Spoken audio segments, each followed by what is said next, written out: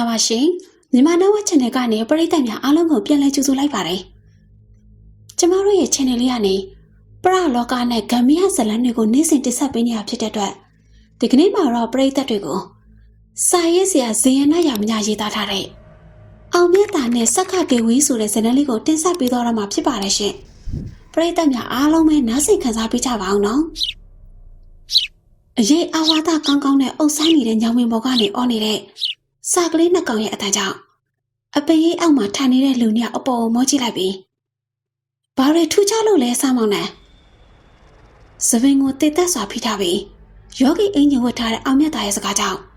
တိတ်ကိုင်းပေါ်မှာနားနေတဲ့စာကလေးနှစ်ကောင်ကအဆိုပါလူငယ်ရဲ့ပခုံးပေါ်ကိုဆန်းသက်လာပြီးတကြီးကြီးနဲ့ပြောပါလေရောအတန်ကြာပြောပြီးတဲ့နောက်မှာတော့တောင်ဘက်အရက်စီကိုပြန်ထွက်သွားကြတယ်စာကလေးနှစ်ကောင်ပြန်ထွက်သွားတော့အောင်မြတ်သားကတက်ခိုင်ကိုကြည့်ပြီးခုနကဆောင်းမနာကဒီဘွားပြီးရနဲ့လူပြန်ဝင်စားကြတော့မှာသူတို့နဲ့ငါကအတိတ်ဘွားကရေးဆက်ရှိခဲ့ဘူးတယ်ဒါကြောင့်အခုသွားမဲ့နေရာရဲ့လမ်းစာကိုလာပြောပြသွားတာဆရာပြောတဲ့လမ်းစာဆိုလို့လိုက်ကြည့်နေတာအခုထိတောနဲ့တူတာဆိုလို့မတွေ့သေးဘူးခြုံနဲ့ပိတ်ပေါင်းနေလောက်ပဲမြင်နေရသေးတာတက်ခိုင်ရဲ့စိတ်ပြတ်တဲ့လေတဲ့ကြောင့်အောင်မြတ်သာပြုံးလာပြီ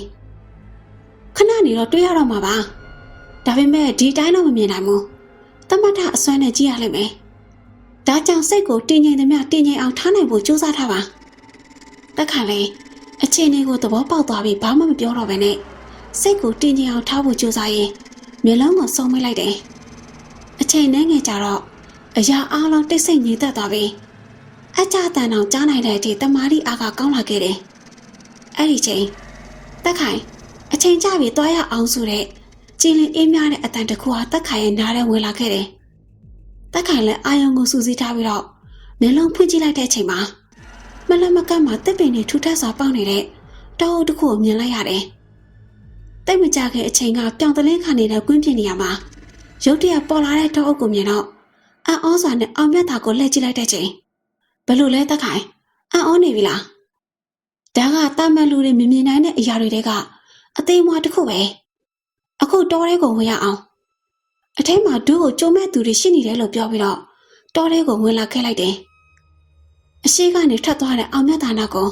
တက်ခိုင်အသာလိုက်သွားခဲ့တယ်တောအုပ်ထဲကိုစောင့်ဝင်လိုက်တဲ့ချိန်မှာပဲကြောတစ်ခုလိုစိတ်နေအောင်အေးသွားတယ်လို့ခံစားလိုက်ရတယ်တောလန်းတဲ့တစ်ခုတည်းကိုချုံဝင်လိုက်တဲ့ချိန်မှာတော့လူငါးဖက်စာလောက်ရှိတဲ့ပြင်ကလေးပေအောင်မှာမိုင်းတွေစွာထိုင်နေကြတဲ့လူတွေကိုမြင်လိုက်ရတယ်အဲ့ဒီလူတွေကအောင်မြတ်တာတို့ကိုမြင်တော့ဝမ်းသာအားရနဲ့ထလာပြီးတစုံတစ်ခုကိုပြောဖို့လို့ပြင်ကလေးပင်အရေးထဲကနေဒိုင်းလိုဖန်ပြလိုအရာတစ်ခုကအလိုလိုပေါ်လာပြီးအောင်မြတ်တာနဲ့အပင်အောက်ကလူတွေကိုချထားလိုက်တယ်အောင်မြတ်တာကအပင်အောက်ကလူတွေရဲ့ခြေဟန်လက်ဟန်တွေကိုကြည့်ပြီးနားလေတဲ့သဘောနဲ့ခေါင်းချင်းပြလိုက်တယ်တက်ခိုင်ကပတ်ဝန်းကျင်ကိုကြည့်လိုက်တဲ့အခါမှာတော့အပင်တွေရဲ့အောက်ခြေတိုင်းမှာချုပ်ခံထားရတဲ့လူတွေကိုမြင်လိုက်ရတယ်အဲ့ဒီလူတွေကအောင်မြတ်တာတို့ဆရာတပည့်တွေကိုအားကိုးတဲ့မျက်လုံးတွေနဲ့ကြည့်နေကြတယ်အောင်မြတ်တာလည်းတောထဲကိုတဖြည်းဖြည်းနဲ့ဝင်သွားခဲ့ပြီးကျင်းမနှစ်ပင်ပူကတ်စွာပေါက်နေတဲ့နေရာကိုရောက်တော့တက်ခိုင်ရဲ့ခန္ဓာကိုယ်ကလေထဲကိုရုတ်တရက်လွင့်တက်သွားတယ်တက်ခိုင်နဲ့မရှိမနှောင်းမှာပဲအောင်မြတ်တာကလေထဲမြောက်တက်သွားတယ်အဲ့ဒီအချိန်မှာကျင်းမနှစ်ပင်ရဲ့အလဲပင်စီကလက်ကဆွဲဖွင့်လိုက်တယ်လို့ကွက်ထွက်သွားပြီးတော့အထဲကနေဝက်စုံအနီအောင်တောက်တောက်ကိုဝှက်ထားတဲ့မိမတစ်ယောက်ထွက်လာခဲ့တယ်သူ့ရဲ့အနောက်မှာတော့လက်နဲ့ကိုစီကင်ထားတဲ့မိမကိုရံတော်တွေလိုက်ပါလာခဲ့တယ်တက်ခိုင်ကလေထဲကနေအမျိုးသမီးကိုလှမ်းကြည့်လိုက်ပြီးတင်းကားဘာတူလဲဘာကြောင့်ကျုပ်တို့ကိုဖမ်းထားတာလဲငမိုက်တာတိတ်လိုက်စမ်းငါနာမည်ကစက်ကတေဝီဒါကငါနေရာကိုကျူးကျော်လာတဲ့သူတွေအတွက်ငါရဲ့ဆွတ်လက်ပဲလို့မှတ်ထားငါကျွန်တော်ဒီငမိုက်တာเนี่ยကိုအပင်တွေအောက်မှာချုပ်ထားလိုက်အောင်မြတ်တာကစက်ကတေဝီကိုကြည့်ပြီးဘာမှမပြောဘဲနေနေတော့တက်ခိုင်နင်းပြည့်ထိုင်တာဖြစ်လာခဲ့တယ်ဆရာဒီတိုင်းအဖက်ခံလိုက်ရတော့မှလားတခုခုလောက်ပါအောင်တက်ခိုင်ကလေထဲမှာရုံးရင်ကရင်အောင်မြတ်တာကိုလှမ်းပြောတယ်ဆိုပေမဲ့အောင်မြတ်တာကမသိချင်ရောင်ဆောင်ပြီးငြိမ်နေခဲ့တယ်ခဏနေတော့အောင်မြတ်တာနဲ့တက်ခိုင်ကိုနေရာခွဲပြီးချုပ်ထားလိုက်ကြတယ်အောင်မြတ်တာကတော့ချုပ်ကန်ထိတဲ့အပင်အောက်ရောက်တာနဲ့လုံးဝမလုပ်တော့ပဲ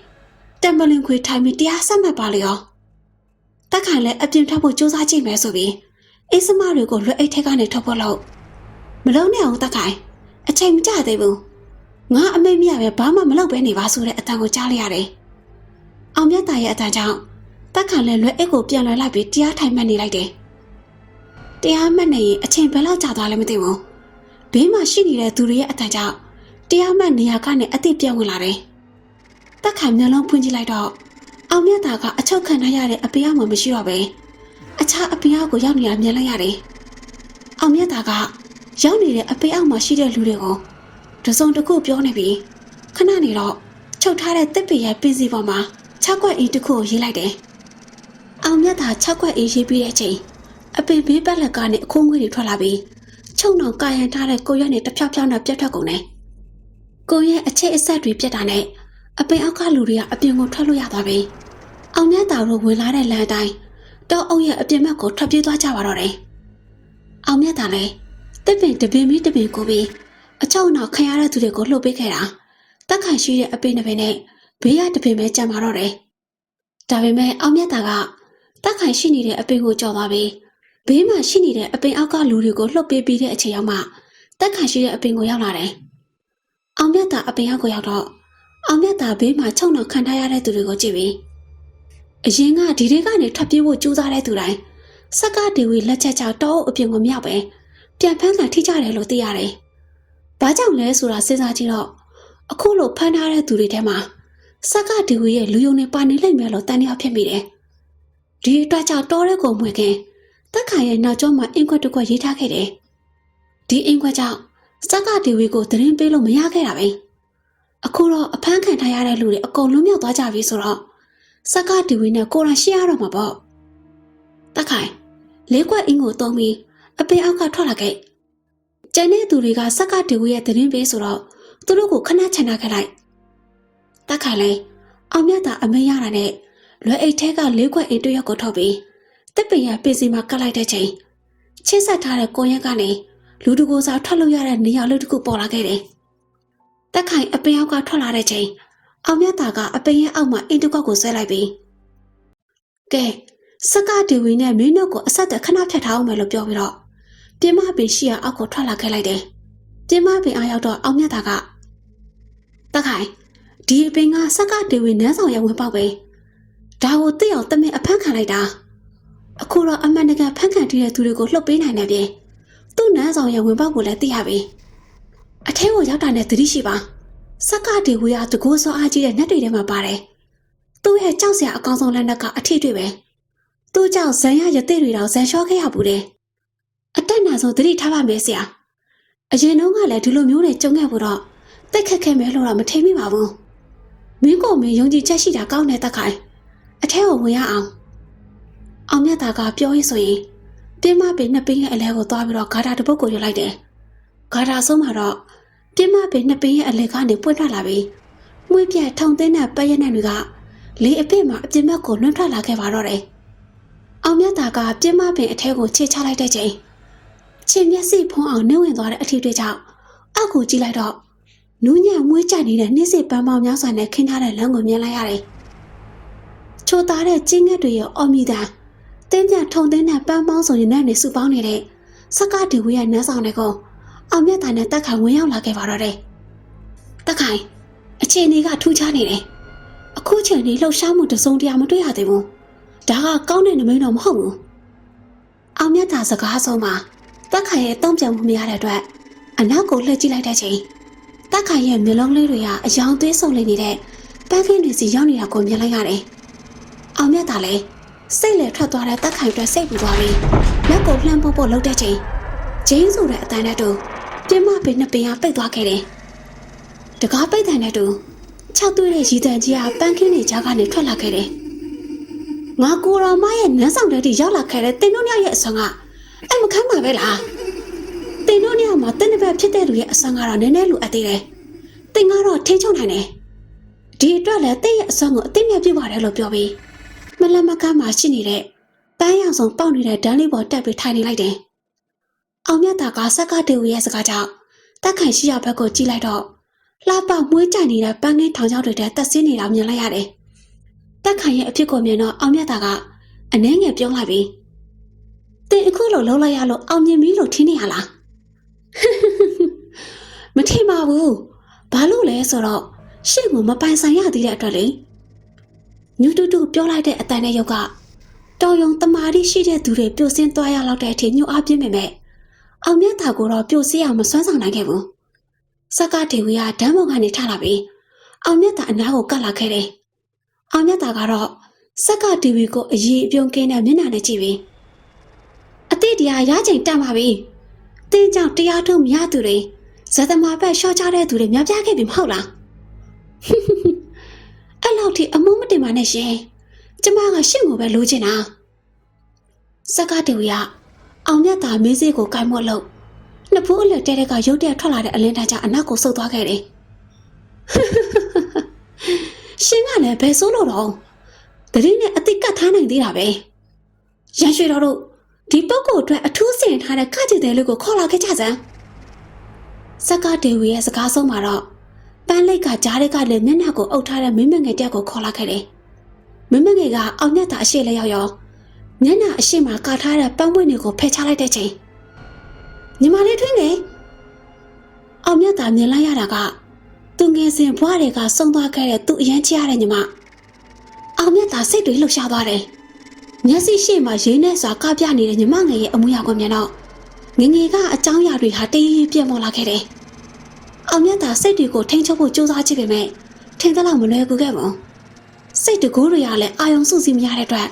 ထင်သလိုသုံးလို့မရတဲ့အခြေအနေဖြစ်လာခဲ့တယ်အောင်မြတ်တာရဲ့အတွေ့ကအရှိမမြင်နေရတဲ့ထွင်းငယ်အပေါ်ရောက်နေတဲ့ချိန်၆ကတ်တဲ့ရည်တန်ကြီးနဲ့တူအာရဝမ်းသာအော်ဟစ်ရီမောနေတဲ့စက္ကဒေဝီရဲ့အတန်ကိုလည်းအောင်မြတ်တာကြားတစ်ချက်မကြားတစ်ချက်ဖြစ်နေတဲ့ချိန်အမေသားလေးစိတ်ဆိုတဲ့အရာကဘယ်လောက်ပဲကြင်ကြံနိုင်တယ်ဖြစ်ပါစေဘယ်လောက်ပဲပေါက်မြအောင်မြင်သည်ဖြစ်ပါစေနိဗ္ဗာန်မရောက်မချင်းပြည့်ပြည့်စုံတယ်လို့မရှိခဲ့ဘူးအမေသားလေးအခုကြင်ကြံခဲ့တဲ့တရားစွမ်းအင်တွေဘယ်ရောက်ကုန်ပြီလဲထွေးငယ်ဆိုတာလွန်ခဲ့တဲ့နှစ်ပေါင်းများစွာကလေးကတားရဲ့လက်ပေါ်မှာတိတ်ဆုံးခဲ့တာမဟုတ်လားတတိတရားပြန်ကပ်ပါသားစိတ်စွမ်းအင်တွေပြန်နှိုးထလာပါစေဆိုတဲ့အမေရဲ့အတန်တွေကိုကြားလို့မောကြည့်လိုက်တော့ကောင်းကင်မှာမတ်တရက်နေတဲ့သီလရှင်တစ်ဖြစ်လဲမိခင်ဖြစ်သူကိုမြင်လိုက်ရတော့မှအောင်မြတ်တာရဲ့ရင်ထုံးနေတဲ့စိတ်တွေအနေပြန်ထိုင်သွားခဲ့တယ်အရှိမတော့စီးချက်ညီညီကနေတဲ့ညီမဖြစ်သူကိုလည်းစိတ်ထဲကချက်ချင်းထုတ်ပစ်လိုက်ပြီးလှိုင်းထရက်ခတ်နေတဲ့စိတ်ကိုညင်သက်နေတဲ့ရင်ပြင်းဖြစ်အောင်အာရုံပြုလိုက်တယ်ညင်သက်ပြီးလှုပ်ရှားမှုမရှိတဲ့အောင်မြတ်တာကိုမြင်တော့စက္ကဒေဝီကဘေးမှာရှိတဲ့ရန်ရွှေတော်နှစ်ယောက်ကိုလက်ဟန်ချီဟန်နဲ့အောင်မြတ်တာကိုဖမ်းမှုစိတ်ကလိုက်တယ်စက္ကဒေဝီရဲ့စိတ်ခိုင်းမှုကြောင့်ဘေးမှာရှိတဲ့ရန်ရွှေတော်နှစ်ယောက်ကလည်းငကားနှကောင်ရစ်ခွင်နေတဲ့တရံရှိတဲ့ကြောက်ခွင်းကိုယူပြီးအောင်မြတ်တာရဲ့ခေါင်းပေါ်ကိုဆုပ်ဖို့ရွယ်လိုက်တဲ့ချိန်ထမ်းဆိုတဲ့အတန်နဲ့တူအောင်မြတ်တာရဲ့ကိုယ်ရောင်ကိုယ်ဝါတွေကတမဟုတ်ချင်းဖြာထွက်လာခဲ့တယ်မျက်စိကျင်းဆလာအောင်ထွက်ပေါ်လာတဲ့အလင်းရောင်တွေကြောင့်အနားရောက်နေတဲ့ရန်ရွှေတော်နှစ်ဦးလည်းငကားဘက်ကြောက်ခွင်းကိုကာပြီးအနောက်ကိုပြန်ဆုံးလိုက်တယ်အလင်းရောင်တွေကအောင်မြတ်တာကိုကနေတဖိတ်ဖိတ်တောက်ပနေတာကိုမြင်တဲ့စက္ကဒေဝီလည်းသူ့ရဲ့စတိုးမှာထိုးထားတဲ့ငွေရောင်စက်ကြနှစ်ခုကိုဖျောက်ပြီးအောင်မြတ်တာစီပြစ်လွှတ်လိုက်တယ်။ပါးလွှာတင်းငယ်တဲ့ငွေစက်ကြနှစ်ခုကအောင်မြတ်တာအရှိကိုရောက်တော့အမောင်လေးတွေအဖြစ်တစားစီပြန့်ကျဲသွားပြီးတမုံနဲ့တမုံအလိုလျောက်ပူကတ်ကအောင်မြတ်တာပက်ပက်လေးကိုဝန်းရံထားလိုက်တယ်။ငွေမုံစလေးတွေတစ်ခုနဲ့တစ်ခုထိကတ်ထားတဲ့ပုံကချင်းကြားတစ်ခုနဲ့တူနေပြီးအောင်မြတ်တာကိုရီးယားထွက်လာတဲ့အလင်းရောင်တွေကချင်းကြားတဲ့ပိတ်မိအောင်စက္ကတီတွေဖန်တီးလိုက်တယ်။အောင်မြတ်တာကတော့မလုံမရှက်ညင်တက်နေတယ်ဆိုပေမဲ့အလင်းတန်းတွေကပက်ပက်လဲဝန်းရနေတဲ့ငွေမုံစတွေကိုတိုးဝင်နေတယ်။ဒါပေမဲ့တိတ်သေးစာထူလုံးနဲ့အိတ်တလုံးကိုထိုးပေါက်နေရသလိုဖြစ်နေတဲ့အတွက်အလင်းတန်းတွေကငွေမုံစတွေကိုဖောက်မထွက်နိုင်ပဲအထဲမှာပဲပိတ်မိနေခဲ့တယ်။ငွေဆက်ချပိုက်ကုန်နဲ့မိထားတဲ့အောင်မြတ်တာကိုအဆုံးသတ်ဖို့စက္ကဒေဝီကိုယ်တိုင်ငကားဘက်ကြောက်ကွင်းကိုကင်ပြီးတလန်းချင်းရှောက်လာခဲ့တယ်။ငကားဘက်ကြောက်ကွင်းကိုကင်ပြီးရှောက်လာတဲ့စက္ကဒေဝီကအောင်မြတ်တာအနားကိုရောက်တော့ငွေဆက်ချပိုက်ကုန်ကတဖြည်းဖြည်းလှုပ်ရမ်းလာပြီးရောင်စင်တန်းတွေကလည်းပိုက်ကုန်အပြင်ဘက်ကိုအနှဲငယ်ပေါက်ထွက်လာခဲ့တယ်။ဒီအချင်းတွေကိုရိတ်စားမိတဲ့စက္ကဒေဝီကငကားဘက်ကြောက်ကွင်းကိုအောင်မြတ်တာရှိရပြစ်လိုက်တဲ့ချိန်ကြောက်ကွင်းမှာရပ်ပတ်ထားတဲ့ငကားနှကောင်ကတကောင်စီခွက်ထွက်သွားပြီးငွေဆက်ချပိုက်ကုန်ဘီကနေရပ်ပတ်ဖို့လို့ပိုက်ကွန်ထဲကနေအလင်းတန်းတွေကပတ်ဝန်းကျင်တစ်ခုလုံးဖုံးလွှမ်းသွားအောင်ဖြောက်ထွက်လာခဲ့တယ်။ပိုက်ကွန်အနားမှာစောင့်ကြည့်နေတဲ့ရန်ရွှေတော်တွေရောစက္ကဒေဝီပါဆူရှာတဲ့အလင်းတန်းကြောင့်မျက်လုံးကိုလက်နဲ့ကလိုက်ကြရတယ်။အလင်းတန်းတွေတဖြည်းဖြည်းပျောက်သွားတဲ့အချိန်မှာကာထားတဲ့လက်ကိုချပြီးကြည့်လိုက်တဲ့အခါငကားဘက်ကြောက်ကွင်းကိုလက်ပြီးမှလွှဲပြီးငွေဆက်ချပိုက်ကွန်တစ်ခုကိုလက်ညှိုးနဲ့လက်ကလေးချညက်ကမတိတ်ရနေတဲ့အောင်မြတ်တာကိုမြင်လိုက်ရတယ်။စက္ကဒေဝီက အောင်မြတ်သာယူထားတဲ့လက်နက်နှစ်ခုကိုပြန်ယူဖို့လက်နှစ်ဖက်ကိုဆန့်တန်းလိုက်တယ်ဆိုပေမဲ့ကြောက်ကွင်းတဲ့ပတ်ကွန်ဟာသူ့စီပြတ်မလာတော့ဘူးအာကိုအာထာပြူရတဲ့လက်နက်တွေမရှိတော့တဲ့စကားတွေကအောင်မြတ်သာကိုမြို့ပွင့်မတက်မျက်လုံးတွေနဲ့စူးစိုက်ကြည့်ပြီးနင့်ကိုတတ်မြရင်လေနင့်ရဲ့တစ်ဖက်ကိုတတ်ပြစ်မယ်တာတီကြီးနဲ့တာတီလေးဟိုဘက်ပန်းတင်းတွေကလူကိုချိုးတက်ခဲ့စမ်းစကားတီဝီအမိတ်တဲ့အဆောင်တင်းမနှစ်ပင်ပေါ်ကနေလူ2ရက်လောက်ရှိတဲ့တစင်နှကောင်ခုန်ဆင်းလာပြီးတက်ခိုင်ရှိရာပန်းကင်းဘက်ကိုပြစ်ထက်သွားခဲ့တယ်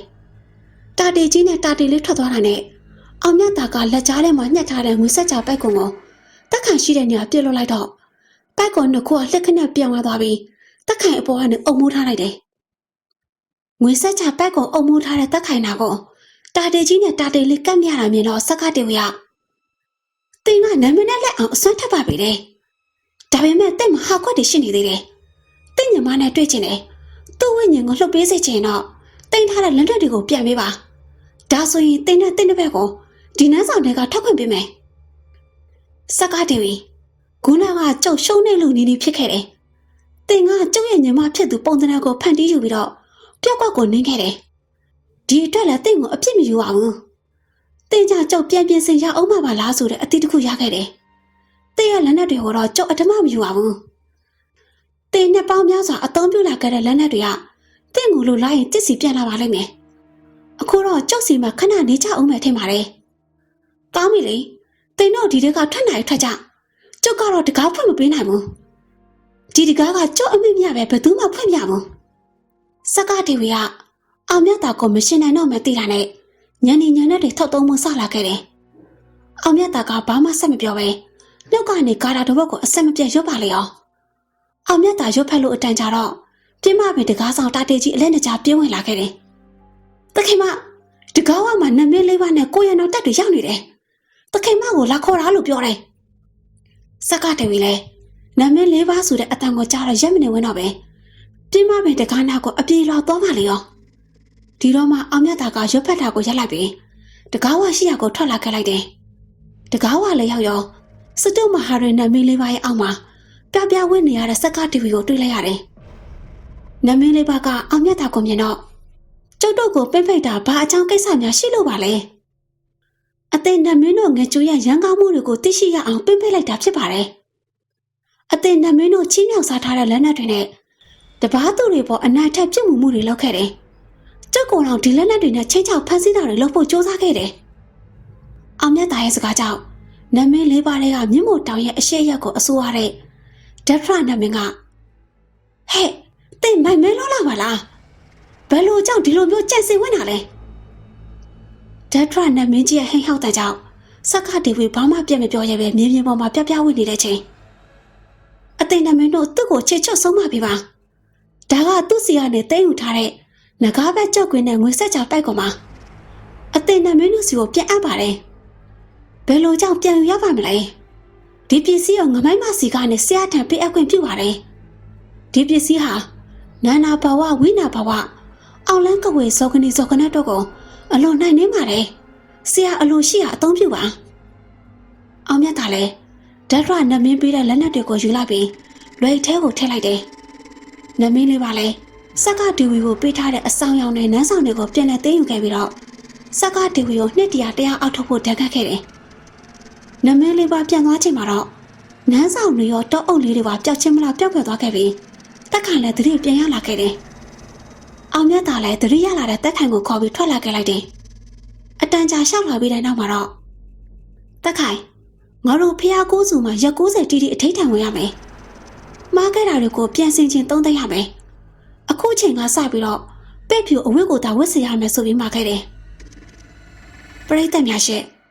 အောင်မြတ်သာတို့ဆရာတပည့်တွေစက္ကတီဝီတောအုပ်ထဲကနေထွက်လာပြီးအမားတွေကိုပြုပြင်မှုအတွက်ရက်90အထိတ်ထန်ဝင်တဲ့အခါထူးဆန်းမှုတွေဘယ်လိုကြုံရမလဲအကူအညီလာရောက်တောက်ခံမှုတွေကိုရောဘယ်လိုကူညီကြမလဲဆိုတာကိုတော့အောင်မြတ်သာနဲ့ရက်90အထိတ်ထန်ဆိုတဲ့ဝိထုလေးမှာပရိသတ်ကြီးကစောင့်မျှော်အားပေးနားဆင်ပေးကြပါဦးရှင်အချိန်ပေးပြီးနားဆင်အားပေးကြတဲ့ပရိသတ်များတူဦးချင်းစီကိုလည်းကျေးဇူးအထူးပဲတင်ရှိသလိုစာရေးဆရာဇယန္တရောင်မကြကိုလည်းကျေးဇူးအထူးပဲတင်ရှိပါရရှင်ဒီဇလန်လေးကိုတင်ဆက်ပေးတဲ့သူကတော့ကျမတကူးမိပဲဖြစ်ပါရရှင်ပရိသတ်များအားလုံးပဲ